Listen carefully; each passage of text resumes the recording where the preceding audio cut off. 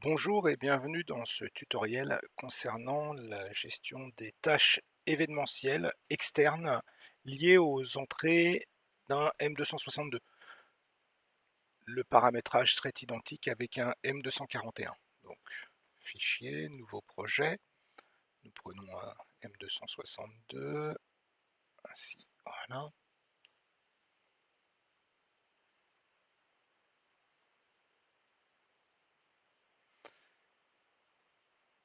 Donc, premièrement, nous allons paramétrer l'entrée DI0, configuration DI0 comme étant événementiel au front montant, c'est-à-dire à son front, nous allons lancer une tâche.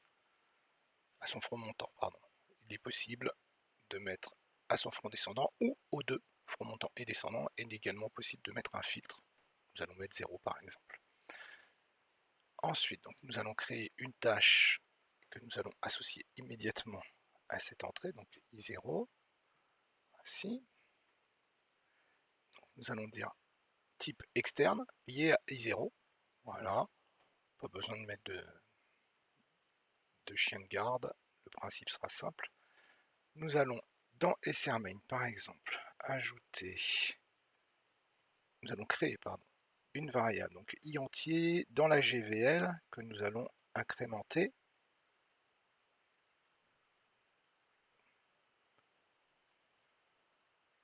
Ici, donc directement en var global dans la GVL i entier de type int.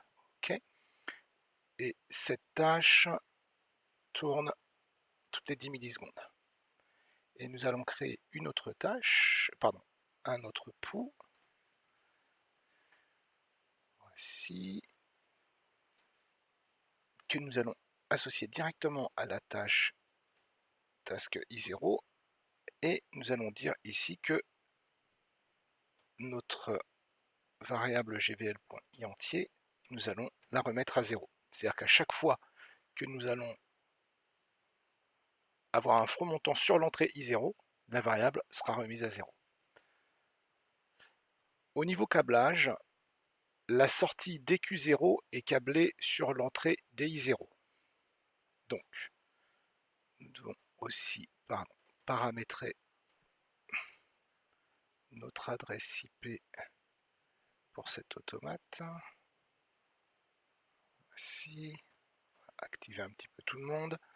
Voilà, donc allons voir sur la partie contrôleur. Donc c'est ce contrôleur là, l'adresse IP. Voilà, nous nous connectons, Alt-F.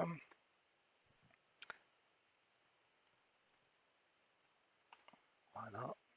Et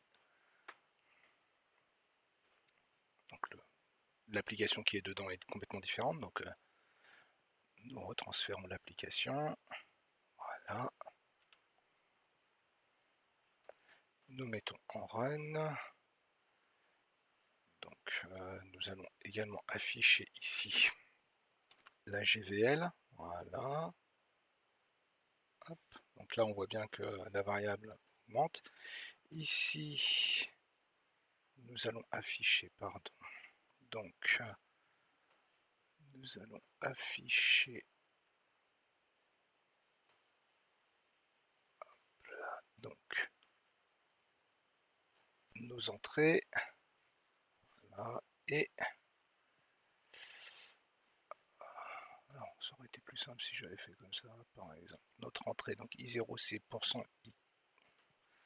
%ix0.0 et notre sortie %qx0.0. %qx0.0. Voilà.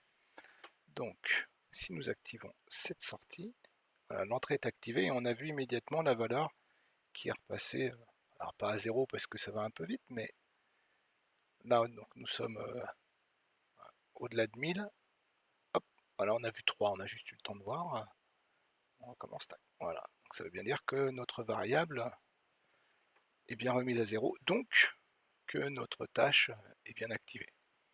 Ici, on pourrait très bien dire rajouter un petit booléen par exemple, qui serait l'inverse de lui-même. Au moins, on verrait un changement d'état. Voilà.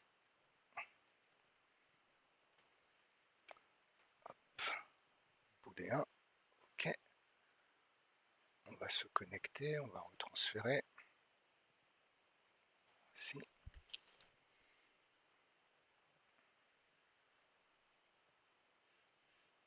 On remet en run. Voilà.